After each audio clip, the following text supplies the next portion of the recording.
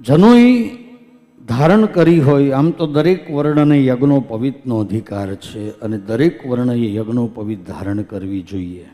દરેક વર્ણની ગાયત્રી ભિન્ન ભિન્ન છે. યજ્ઞોપવિતનો અધિકાર પણ છે ને દરેક વર્ણની ગાયત્રી પણ અલગ અલગ છે. તો એમાં સાવિત્ર બ્રહ્મચારી કોને કહી શકાય? તો અહીંયા કહ્યું કે જનોઈ અપાયા પછી ગાયત્રી મંત્ર કરવા માટે જે લેવામાં આવતું 3 દિવસનું બ્રહ્મચર્ય છે એને સાવિત્ર બ્રહ્મચારી કહેવાય. 3 દિવસ માટે બ્રહ્મચર્ય આશ્રમનું પાલન કરી અને ગાયત્રી મંત્રના જપ કરે એ. પછી બ્રહ્મચર્યાશ્રમનો બીજો પ્રકાર છે પ્રજાપત્ય. પ્રજાપત્ય બ્રહ્મચારી કયું કહેવાય? તો કે 3 વર્ષ સુધી બ્રહ્મચર્યનો સંકલ્પ કરે તે પ્રજાપત્ય બ્રહ્મચારી છે. 3 વર્ષ સુધી સંકલ્પ લે.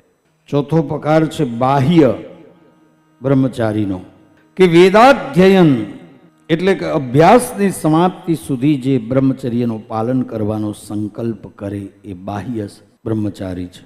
અભ્યાસ પરિપૂર્ણ થાય ત્યાં સુધી બ્રહ્મચર્યનું આચરણ પાલન કરે. અને છેલ્લો પ્રકાર, ચોથો પ્રકાર છે બૃહત નામનો બ્રહ્મચારી.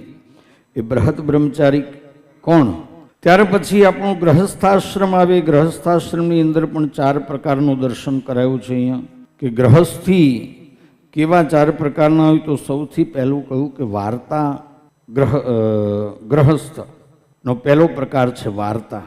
એટલે વાર્તા, આપણે જે વાર્તા કરીએ વાર્તા નહીં, આ ગ્રહસ્થાશ્રમનો એક પ્રકાર છે.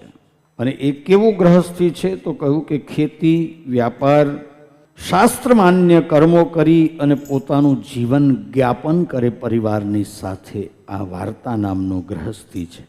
પછી બીજો સંચય નામનો ગ્રહસ્થી, યજ્ઞ યાગાદિક કરાવી અને પોતાની આજીવિકાનું નિર્વહન કરે એ સંચય નામનો ગ્રહસ્થી છે. યજ્ઞ યાગાદિક કરાવીને, એમાં બ્રાહ્મણો આવે બધા ભૂદેવો કે જે યજ્ઞ યાગાદિક કરાવીને પોતાનું ગુજરાન ચલાવતા હોય, તો એ સંચય નામના ગ્રહસ્થી છે.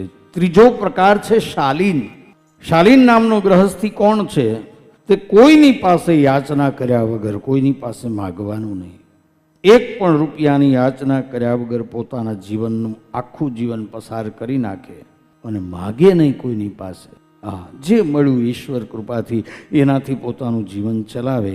આ શાલીન નામનો ગ્રહસ્થી છે. અને ચોથો પ્રકાર ગ્રહસ્થીનો છે શિલોચ્છ. હવે શિલોચ્છ નામનો જે ગ્રહસ્થી છે એ કોણ? તો ખેતરમાં અનાજ વાવે ખેડૂતોએ, અનાજ વાવ્યા પછી ખેતરમાંથી અનાજ ઉપાડી લે, ત્યાંથી દાણા લઈ લેવાય અને દાણા લઈ લીધા પછી જે ખેતરમાં અનાજના દાણા પડ્યા હોય, વેરાયા હોય, એ વીણી અને પોતાનું ગુજરાન ચલાવે.